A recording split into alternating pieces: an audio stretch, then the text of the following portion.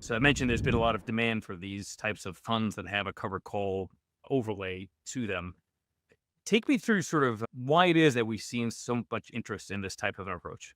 The trend has been pretty crazy, I have to say. If you look back over the last decade, it's been hyperbolic, particularly post 2020, 2021.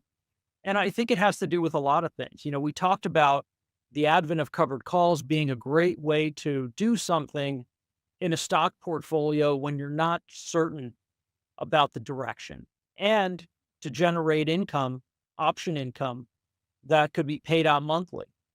So what happened is we saw over the last few years in particular, the explosion of covered call so assets under management. They're now north of 100 billion in this derivative income space. And there are more than 100 covered call ETFs that are available. So now, mind you, there are a couple of big players, some leading firms and some leading methodologies, mostly focused on domestic equities, US stocks in particular, and then tech as well.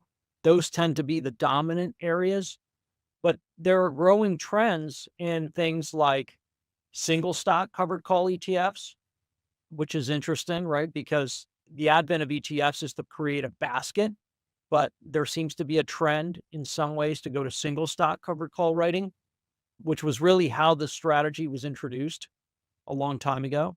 And then now there's also a trend towards international covered calls, and that's where we excel.